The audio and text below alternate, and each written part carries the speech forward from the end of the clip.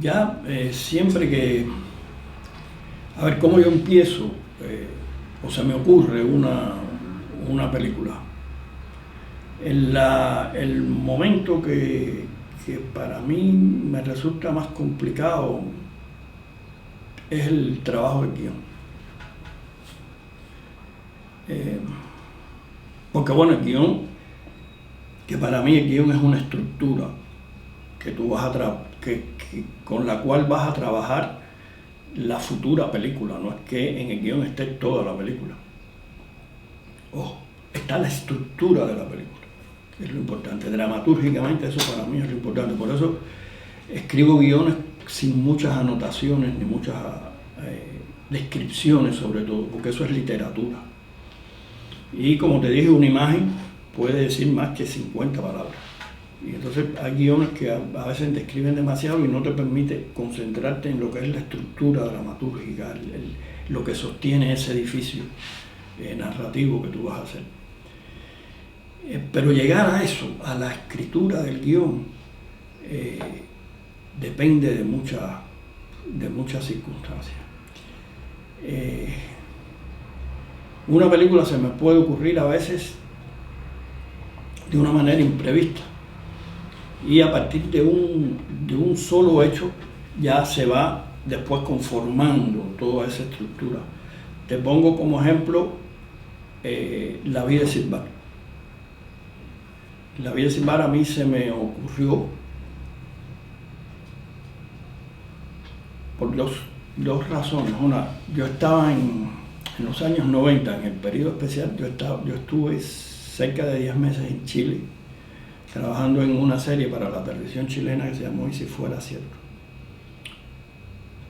Pero eso fue una experiencia muy bonita, que me cambió la vida por otras circunstancias, pero bueno, eso no es la historia aquí. Pero fue una experiencia muy bonita desde el orden profesional. Pero era hacer una serie con ciertas normas para la televisión. Y ese no era mi perfil. A mí lo que me gusta es hacer películas. Y yo me decía, bueno, estoy aquí, pero yo quiero hacer una película. ¿Cómo la hago? Y tengo que ponerme a trabajar en una película. En ese momento el futuro era muy incierto porque no se sabía si uno podría hacer una película o no, imagínate, de años 90. Y me puse a escuchar una música. Una noche de esa que yo estaba solo ahí en el apartamento, que yo le decía la música de soltar el loco, ¿no? Porque era una música de Philip Glass que está utilizada en 3 documentales de Godfrey Reggio, que son 3 documentales extraordinarios. Koyaanisqatsi, Powakatsi y otro Katsi. Y es una música de percusión muy reiterativa, pero que va realmente envolviéndote y escuchando esa música. Yo recuerdo que me vinieron a la mente imágenes de gente corriendo hacia un lugar, tratando de llegar exactamente a una hora o a un momento o encontrarse en ese momento. No sé por qué, me vino a la mente. Y después me puse a reflexionar y yo dije, mira, esa imagen es un poco como la búsqueda de la felicidad. Es decir, que uno corre para llegar a ella y a lo mejor la encuentra, llega a tiempo o no a la felicidad. Pero bueno, lo importante es correr, ¿no? Y yo dije, eso es una película, yo tengo que ponerlo en una película. Y ese fue el detonador que trajo después las otras historias, que ya no, para no hacer largo esto, te digo cómo fueron apareciendo, ¿no? Entonces, pero ese fue el núcleo que fue armando y yo dije, quiero hacer una película sobre que su brújula sea esto, la búsqueda de la felicidad. Y Madagascar a mí me vino cruzando el túnel de La Habana, con la imagen final de la película. Mis padres vivían en Guanabacoa, yo vivía aquí en Playa con mis hijos y mi esposa. Y yo iba todos los fines de semana en la bicicleta y cruzaba el túnel. Y cuando uno llegaba al túnel de La Habana, el periodo especial que estaba cerrado, no había tráfico, uno se bajaba de la bicicleta y era gente pasando así. Eso es una imagen real. no es nada inventado. Y cuando yo, la primera vez que pasé ese túnel así, y yo escuché, porque era la banda sonora de ese lugar, yo decía, esto es puro expresionismo. Porque las voces ahí que decían con una resonancia, un eco, las bicicletas, la gente caminando, y no se veía la luz al final del túnel. Solamente cuando uno hacía la curvita es que empezaba a iluminarse. Yo dije, esto es una metáfora de lo que estamos viviendo nosotros. Y yo dije, ese es el final de una película. Y fue la primera imagen. Y de ahí se construyó después, yo dije, coño, esto vamos a adaptar, a asociarlo con un cuento que yo había leído. Empezamos ya y después se trabajó el guión. Es decir, son múltiples los caminos en que una idea puede surgir. Y a veces, te digo, no es de una manera, por lo menos en mi caso, de que yo me siente frente a un ordenador o una página en blanco a decir, ahora voy a ver qué es lo que se me ocurre, ¿no? Creo que las ideas, por lo menos en mi caso, están relacionadas siempre con imprevistos y forman parte de la vida normal en la que uno está. Luego, yo siento que hay una etapa decisiva en el trabajo de una película, que es la preparación ya y el rodaje, que disfruto mucho, pero es el que menos disfruto porque es muy fatigoso realmente. Pero bueno, ahí uno se llena de energía. Y ahí uno siempre tiene que tener como un controlador de emociones, porque es un equipo muy grande. Y al menos yo lo veo así. Si uno no controla sus emociones, todo se te puede ir de las manos.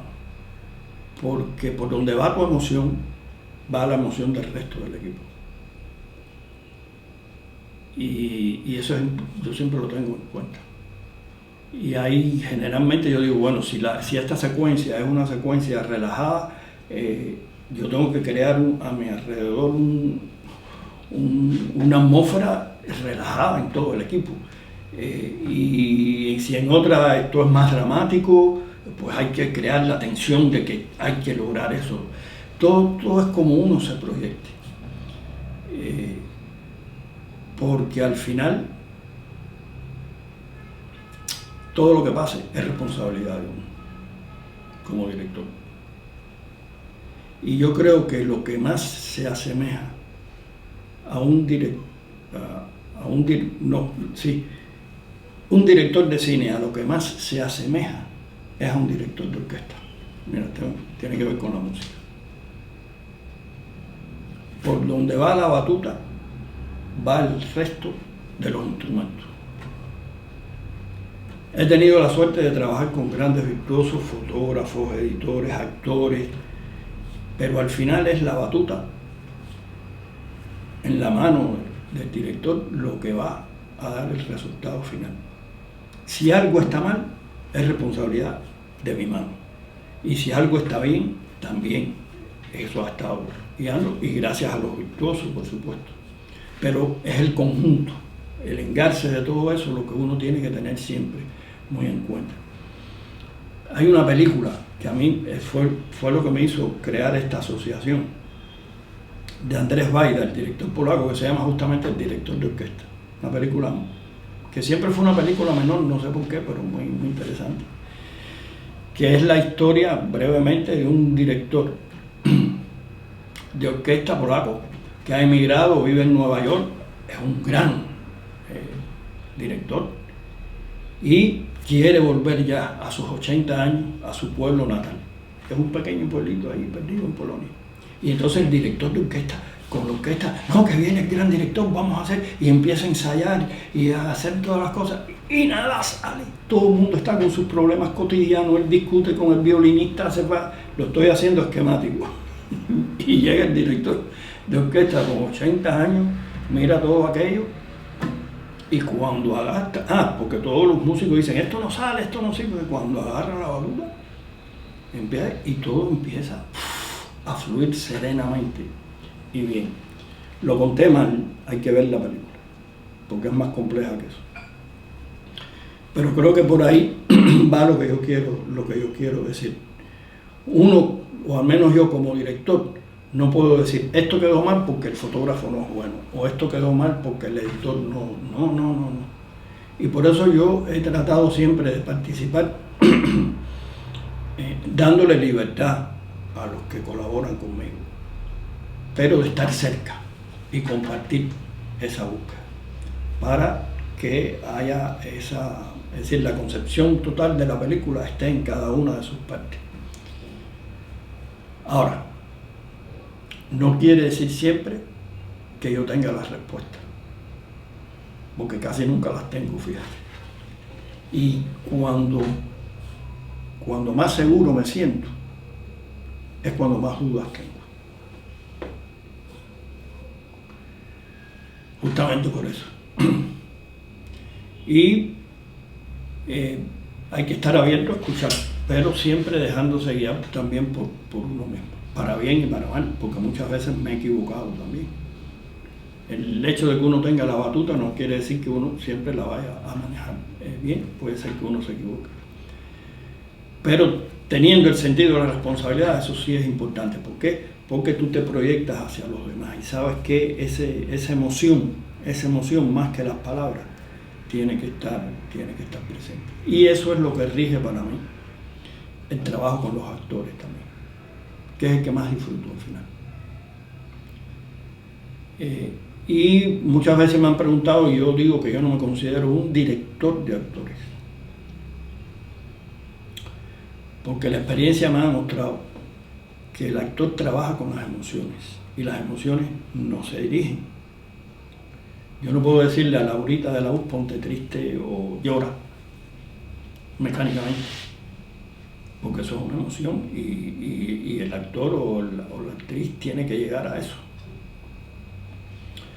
Tiene que llegar a un tono también, que es el tono de la secuencia o del momento que se está viviendo.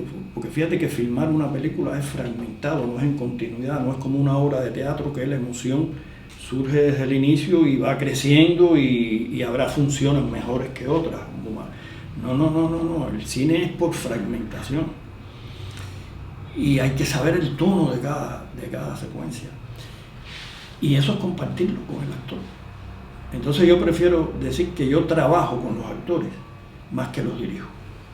Porque una vez que yo digo sonido, cámara, acción, cuando yo digo acción, es el actor el que se está dirigiendo. Y lo logra o no lo logra. Y eso yo lo he visto 60 veces, incluso de toma a toma. Hay veces que hay una toma que tú dices, no, y de pronto viene la toma de la epifanía y está extraordinario y tú no sabes por qué. Eso yo lo sentí por primera vez en Clandestino. Con un actor, ahora se me olvida el nombre, son muchos años, que hacía el personaje de Pino, uno de los compañeros de la célula revolucionaria. Y hay un momento en que ellos están comiendo, Isabel Santos, Luis Alberto García, Susana Pérez y él, tomando ahí una cerveza, y el gordo, Amado del Pino.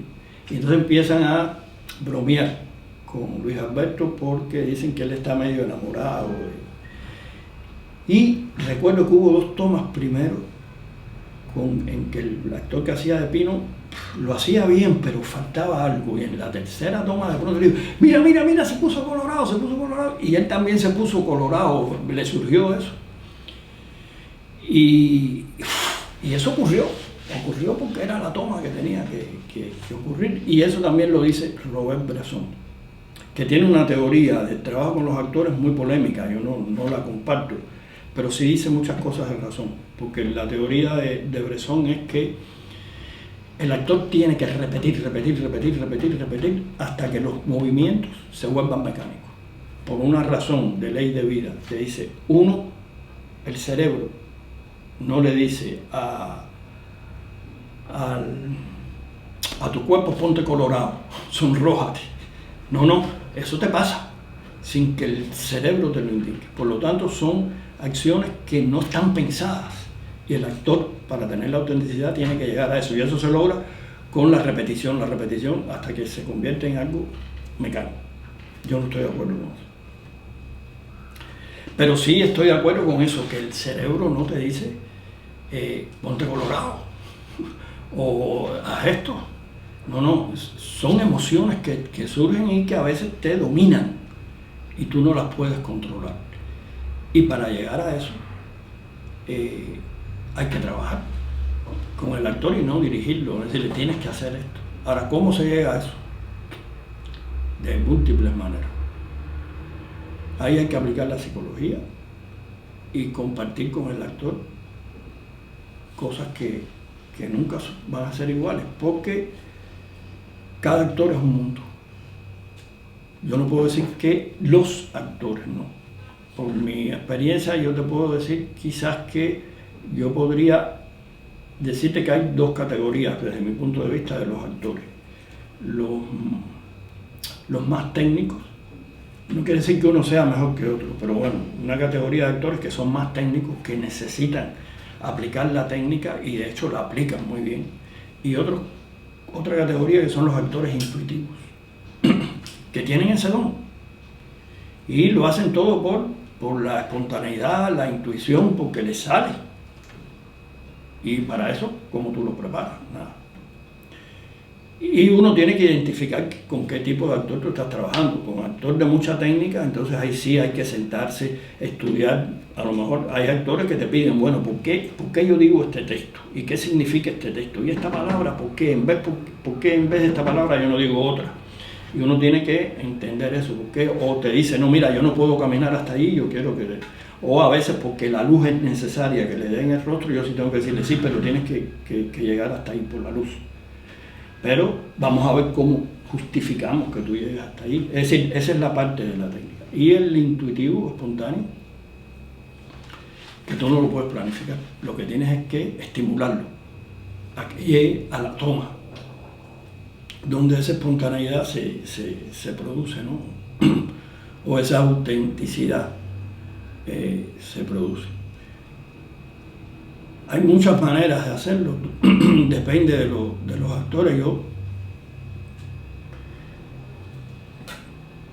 Yo he sentido, por ejemplo, yo recuerdo que a Luis Alberto e Isabel en Clandestinos, y esa fue mi primera experiencia dirigiendo actores. Voy a contar una anécdota, a lo mejor puede ser